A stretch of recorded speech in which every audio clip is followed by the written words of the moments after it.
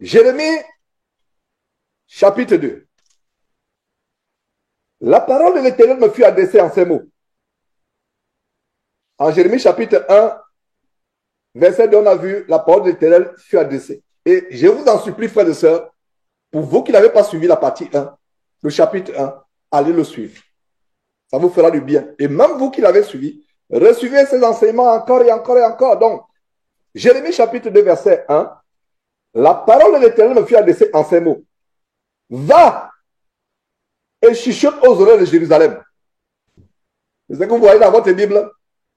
Ma Bible n'a pas chuchoté. Et je n'ai pas fait un lapsus. C'est pour vous montrer que Jérémie n'a pas été envoyé pour chuchoter. Jérémie a été envoyé pour crier. Le verset dit, va et non pas chuchoter, non pas parler, mais va et crie. Pourquoi je le dis? Il y a des personnes qui disent non, et surtout des années. Il y a au début, vraiment, j'étais encore, j'étais vraiment fougueux. Et je pense que cette fougue, quand la dénonciation va revenir, la fougue va revenir aussi.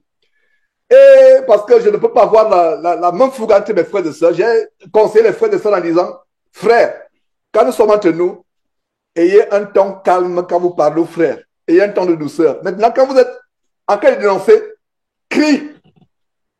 Et il est même dit de Jésus qu'est-ce qu'il enseignait comme autorité, ayant autorité. Parce que quand les scribes et les pharisiens l'entendaient, ils tonnaient. Et c'est la même chose que Dieu a dit à Ésaïe. Crie à plein gosier. Il y a une seule en Christ qui m'a écrit. Tu cries trop. Assez doucement. Tu cries, on ne t'entend même pas, tu cries.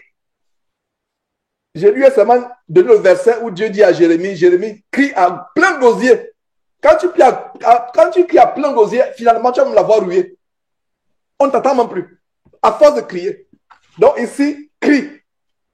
Pourquoi crier? À un moment, quand tu parles normalement, les gens n'écoutent pas.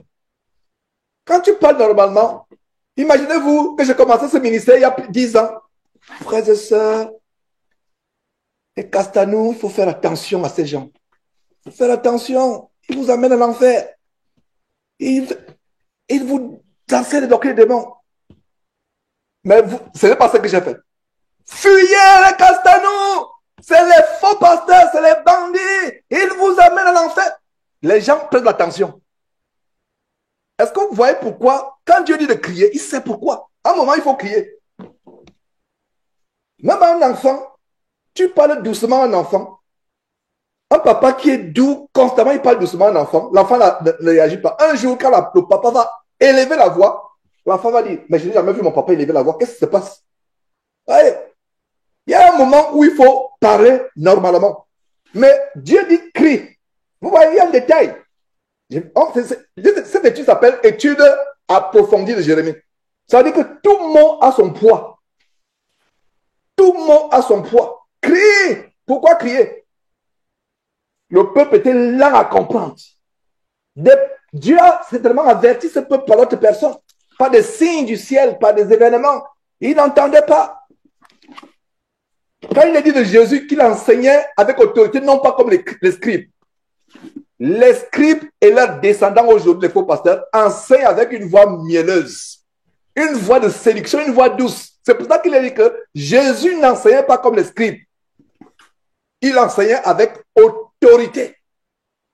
Il tonnait. C'est dévancier Jérémie, Ésaïe, Dieu leur dit, criez, criez. Et à un moment, dans ces fins de temps, frère, sœur, quand tu veux t'élever dans cette génération pour donner la vérité, pour exposer la vérité, vous les sœurs, vous l'exposez indirectement par votre comportement. Mais nous les frères, nous l'exposons directement. Il va falloir que nous soyons courageux.